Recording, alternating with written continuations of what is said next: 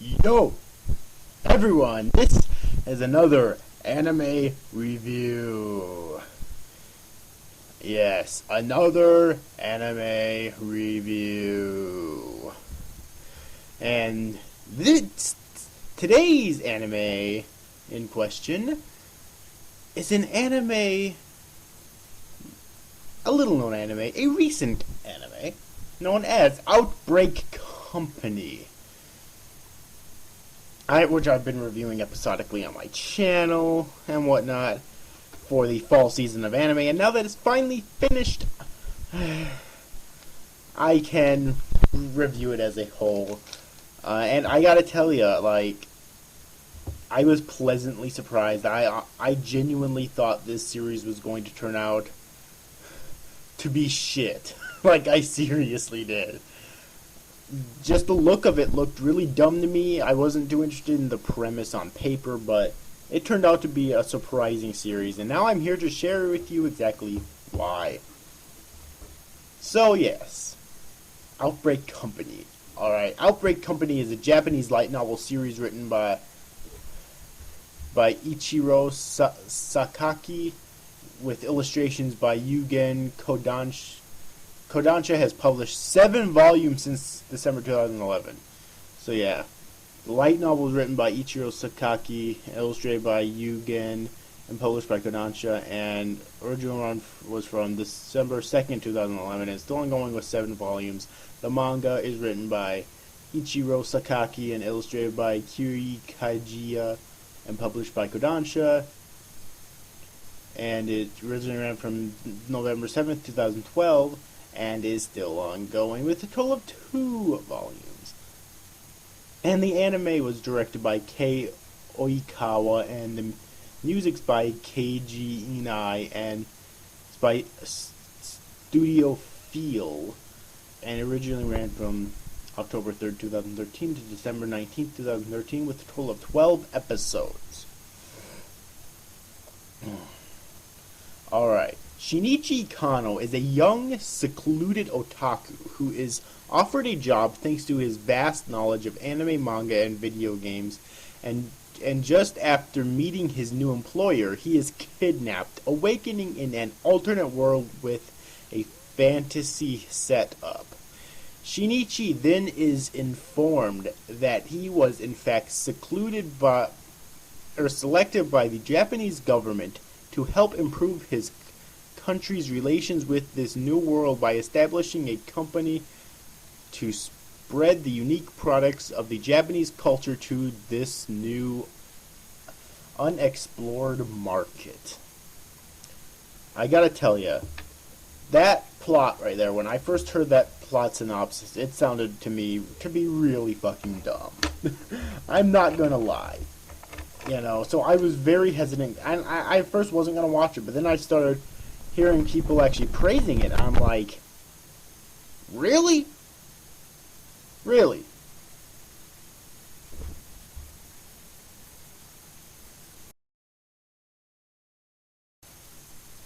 Okay, maybe it'll be something to this series after all.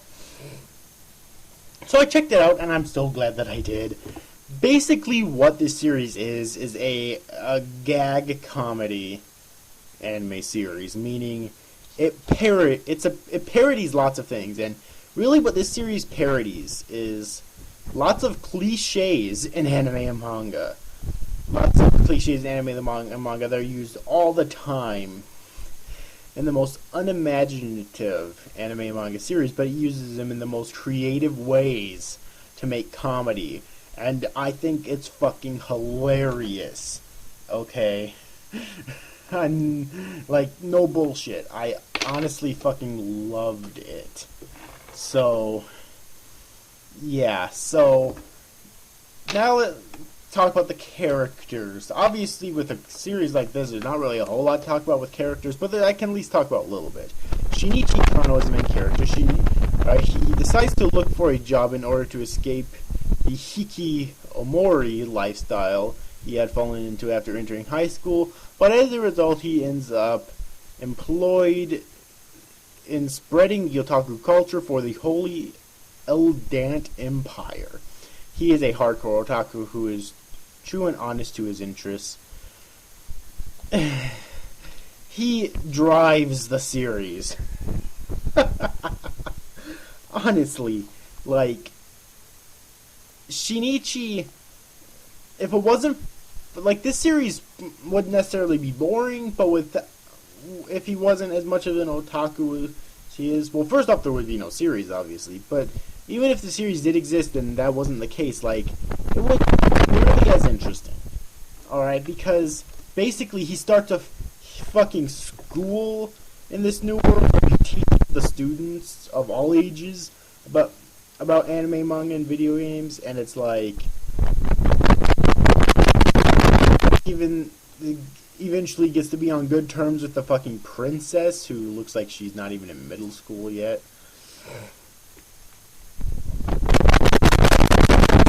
He drives the series, basically. He really does. Then there's Muzel Foron, who is a half-elf, who is Shinichi's maid and in the Holy Eldant Empire, having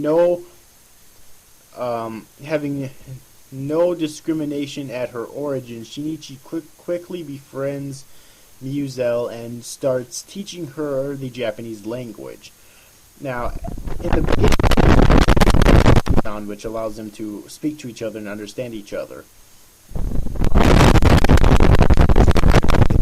Alright, in response to his kindness, Muzel eventually falls in love with him and becomes his most trusted supporter. Then we have Petralka Ane Eldant III. Despite looking like a princess, despite looking like a child, she is about Shinichi's age and is the monarch of the Eldant Empire. She takes an interest in Shinichi after seeing how casual he speaks with her and starts visiting him on a regular basis to have him read manga for her. Petralka usually complains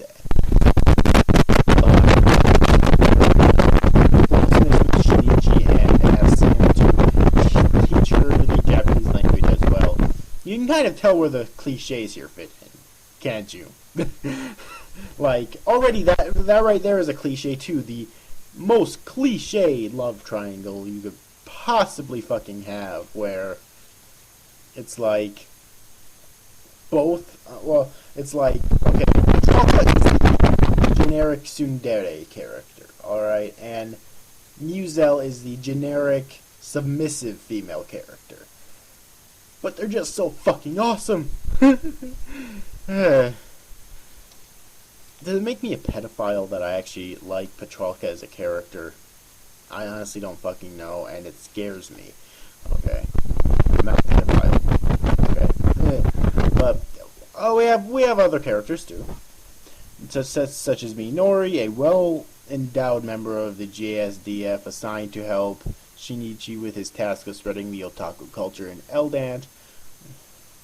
We have Matoba, the man of the Japanese government who hires Shinichi to the task of spreading the Japanese culture in Eldant. However, he only reveals him the true nature of his mission after having him drugged and taken away from Earth. We also have Elbia Hana-Iman, a werewolf who was suspected as a spy from the neighboring Bahaeum kingdom. She is entrusted as Shinichi's personal artist, and we also have Darius and Kodbal, Petralka's cousin and a knight. His and Petralka's parents fought for the throne, which ended up with their mutual deaths, leaving Petralka to become ruler despite being a child. Thanks to Minori's influence, Darius becomes interested in boys love manga and apparently has some interest in Shinichi. Yeah, that's kind of a creepy part about it, but okay. And in terms of characters, there's also like one other personal guard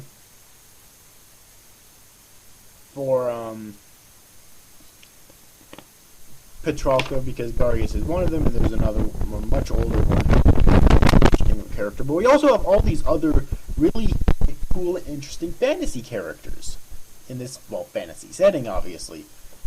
You know, and all of them are really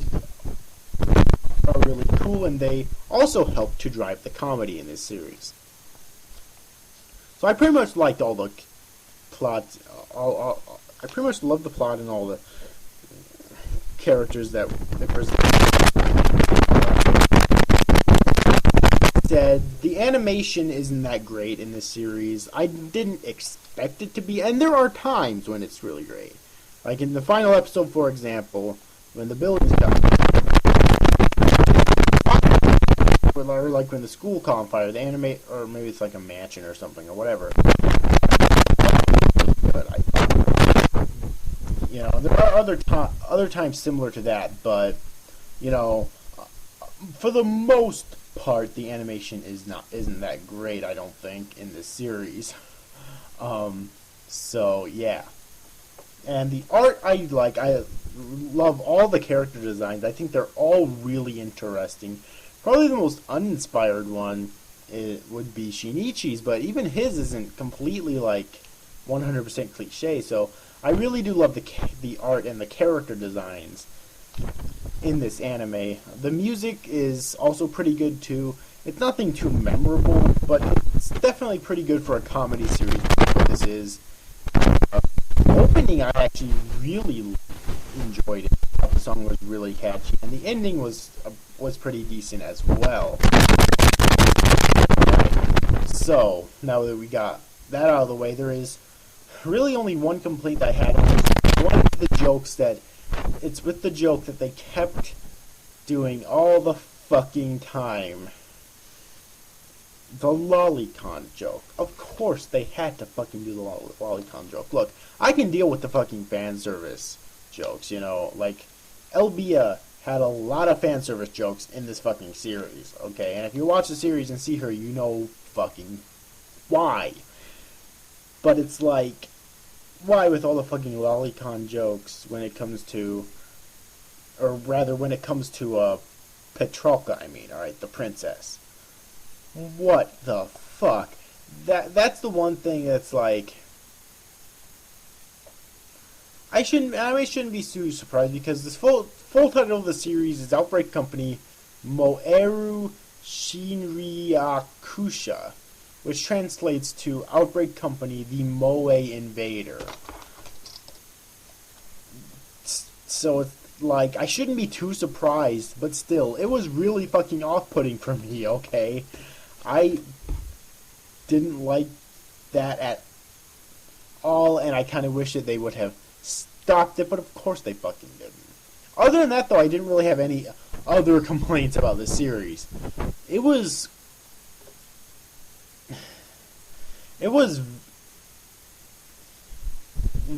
very interesting. It was a unique experience. I don't think I'm ever going to experience again, okay?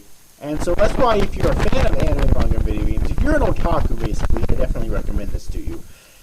Hell, if you're not even that much into anime, but you're still a introvert, I still recommend this to you. If you're not either, then you might not like this too much, especially to the type of person who likes to oftentimes bash and put down introverts such as myself. You know, you're not going to like this because this series basically empowers you. I'm not depressed about it like I used to be, but if you're depressed about it, this series should cheer you up, hopefully. You know, it definitely wants to empower introverts that maybe are depressed about it, maybe they're being picked on about it and they hate that. This series should definitely work to help empower you about it and make you more comfortable with it. And that's really, I think, what it's trying to do. And I think it honestly really fucking succeeds right there. So, yes. But anyways, definitely check it out. It's my personal recommendation, alright? So, yes. But anyways, overall, I hope you enjoyed this review, guys. See you after, guys. Thanks for watching. Bye-bye.